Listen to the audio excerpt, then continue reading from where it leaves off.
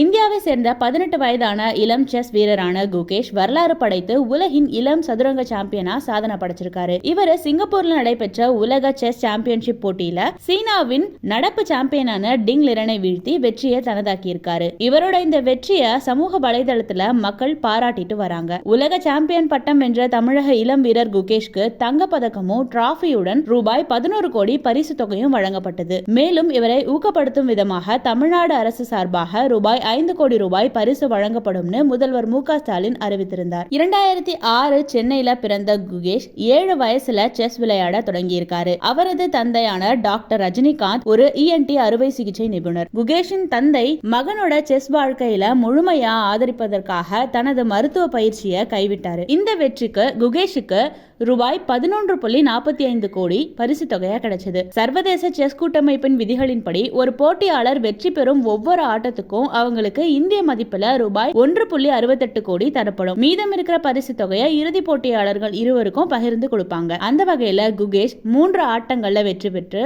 சுமார் 5 கோடி வரையில பெற்றிருந்தாரு. டிங் லிரன் 2 ஆட்டத்துல வெற்றி பெற்று சுமார் 3.36 கோடி வரை பெற்றிருந்தாரு. இப்படி ஆட்டத்தின் முடிவுல வெற்றியாளரான குகேஷ் இறுதியா வென்ற தொகை இந்திய மதிப்பின்படி சுமார் 11.45 கோடியா இருக்கு. சீன வீரர் டிங் லிரன் வென்றது இந்திய மதிப்பின்படி ரூபாய் 9.66 கோடியா இருந்திருக்கு. இப்படி குகேஷுக்கு இந்த போட்டி, இதுக்கு முந்தைய போட்டிகள்ல அவர் ஜெயிச்சிருந்ததுனால வந்த தொகை, இது போக விளம்பரங்களுக்கு அவர் வாங்கும் வருவாய், இப்படி பார்த்தா குகேஷோட மொத்த வருமானம் சுமார் 25 கோடி ரூபாயை தாண்டி இருக்குன்னு தான் சொல்றாங்க. இந்த நிலையில குகேஷின் கடின முயற்சியால அவருக்கு கிடைக்கப்பட்ட இந்த பரிசு தொகை தான் இப்ப பெரிய பேசு பொருளாவே ஆகிருக்குங்க. இவரது வெற்றி குறித்த பாராட்டுகள் ஒரு பக்கம் இணையதளத்துல வைரலானாலும் இந்த பரிசு தொகையை அவர் முழுசா வாங்க முடியுமா? ஏன்னா இடையில இன்கம் டாக்ஸ் காரங்க வாங்கிப்பாங்களே. எல்லாத்துக்கும் வரின்னு பேசுற நம்ம நிதியமைச்சர் நிர்மலா சீதாராமன் சும்மா விட மாட்டாங்கப்பா. குகேஷ் கிட்ட எப்படியாச்சும் இந்த பரிசு தொகையில வரிய வாங்கிட்டு தான் விடுவாங்கப்பா.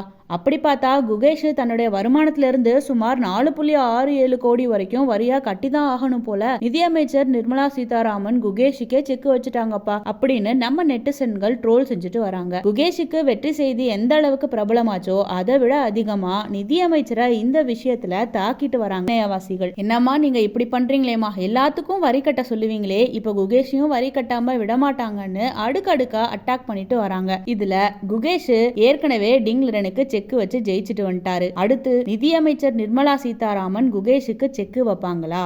எது எப்படியோங்க, நம்ம நெட்டிசன்கள் நிர்மலா சீதாராமனுக்கு செக் வச்சுட்டாங்க.